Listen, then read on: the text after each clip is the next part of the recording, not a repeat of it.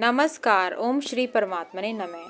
संकल्प प्रभावान कामान त्यक्त्वा सर्वान् शेषतः मनसेवेन्द्रियग्रामं विनियम्य समन्ततः शनैः शनैरुपरमेत्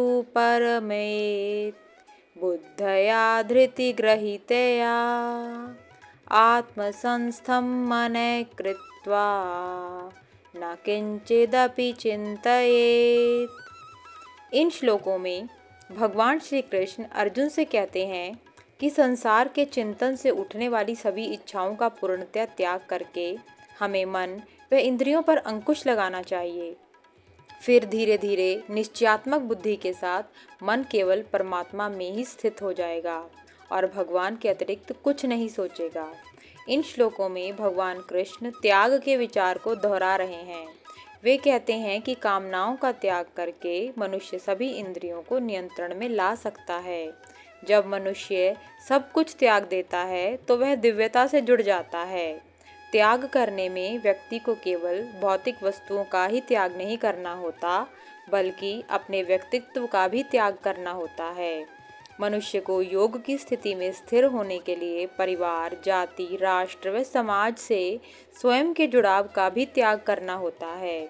तभी मनुष्य दिव्यता तक पहुंच सकता है।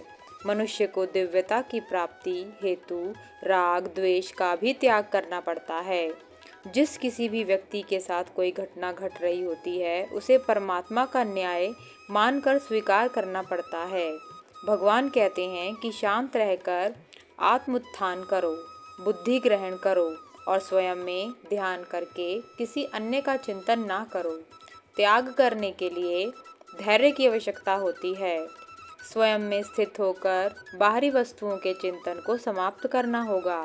योग का मार्ग एक कठिन मार्ग है। इस मार्ग पर व्यक्ति की प्रगति बहुत धीरे धीरे होती है, क्योंकि मनुष्य का मूल स्वभाव बहिर्मुखी है। वह सोचता है कि उसकी समस्याओं का समाधान बाहरी वस्तुओं या व्यक्तियों में है, किंतु योग की स्थिति तभी प्राप्त हो सकती है यदि मनुष्य अंतर्मुखी बनकर स्वयं की समस्याओं का समाधान अपने भीतर ही ढूंढे। योग में स्थित व्यक्ति सदैव अंतर्मुखी होता है, क्योंकि वह भली भांति जानता है कि बाहरी संसार परिवर्तनशील है। ओम नमो भगवते वासुदेवाय नमः। धन्यवाद।